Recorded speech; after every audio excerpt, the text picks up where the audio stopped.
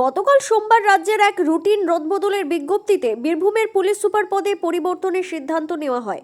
বিদায়ী police super Suryapratap যাদবের জায়গায় দায়িত্ব দেওয়া হয় আইপিএস বিদিত রাজ ভুন্দেশকে। বিজ্ঞপ্তি জারির পরদিনই আজ সপরিবারে সাঁইথিয়ায় সতীপীঠে পৌঁছান প্রাক্তন পুলিশ সুপার। বীরভূম জেলা ছেড়ে অন্যত্র নতুন ইনিংস শুরু করবার আগে একেবারে আধ্যাত্মিক আবহাওয়ায় প্রাক্তন পুলিশ সুপারকে আজ মঙ্গলবার সপরিবারে সাঁইথিয়ায় বিখ্যাত নন্দিকেশ্বরী মন্দিরে পুজো দেন তিনি।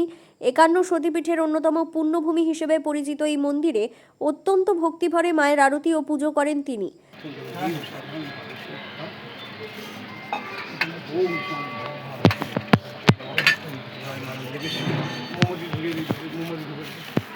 তবে এই সফরের পেছনে কোনো প্রশাসনিক উদ্দেশ্য ছিল না। সংবাদ মাধ্যমের মুখোমুখি হয়ে তিনি নিজেই জানান যে কোনো সরকারি বা দাপ্তরিক কাজ নয়, কেবলমাত্র মায়ের চরণে পুজো দিয়ে আশীর্বাদ নেওয়ার উদ্দেশ্যেই আজ তার সপরিবারে মন্দিরে আসা। নতুন দায়িত্বভার নেওয়ার আগে, বীরভূম ছাড়ার আগে মায়ের আশীর্বাদ নিয়ে আইন শৃঙ্খলা রক্ষায় তিনি এক ইতিবাচক বার্তা দিলেন বলেই মনে করছে ওয়াকিবহাল মহল। कि पूजो जानने की बोलो, बस पूजो जानने। साड़ी साड़ी पहना लेंगे। हाँ हाँ, क्या बोलेंगे? कुछ नहीं, माँ के यहाँ दर्शन के लिए आए हैं। সাঁইথিয়া থেকে কাজল মণ্ডলের প্রতিবেদন, বীরভূম রার বাংলা।